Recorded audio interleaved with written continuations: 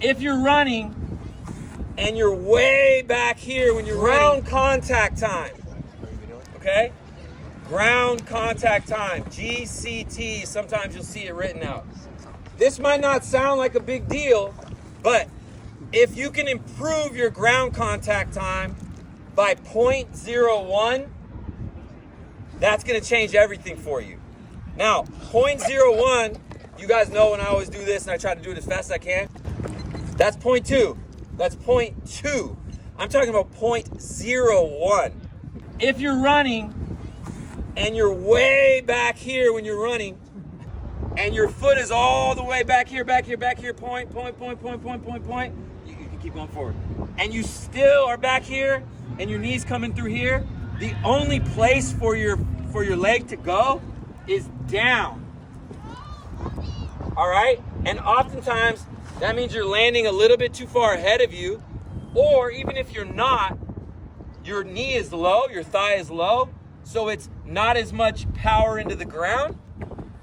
Okay, so if you don't have as much power going into the ground, or if you're reaching, okay, your ground contact time is going to take longer. All right, so if I land here in front of me, it's going to take that much longer to go forward, right?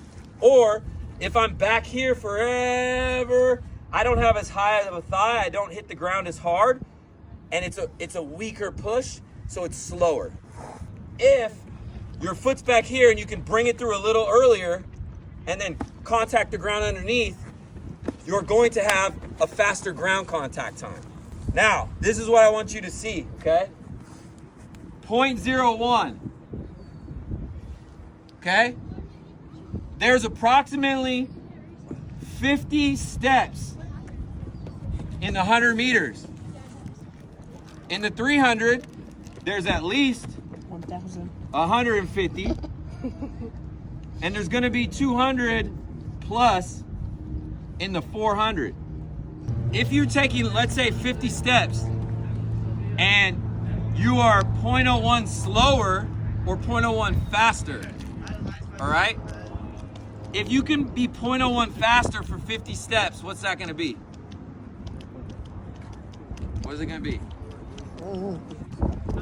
That would be 0.5. So look. If you were running 11.5 and you got 0.01 faster on every step, you would run 11.0. Right? If you were running 12 and you got 0.01 faster on every step, you'd be running 11.5. Right? You understand? Now, maybe not all 50 steps you can make 0.01 faster, because the beginning of the race is the beginning of the race, you're not having a fast ground contact time. The beginning, you're pushing and you're having longer ground contact time. But let's just say you can do it for half. All right? 25. What if you can do it for half, 0.01 faster for 25 steps? That's 0.25 in the 100. So you were running an 11.2, now you're running a 10.9. All right? And again, if you're back here for too long, by the time you get here, you're either going to be reaching, which is going to take too long. Your ground contact time is too long, all right? Or you're not going to have a high enough thigh to strike hard, okay? You can also increase your ground contact time by accelerating the thigh.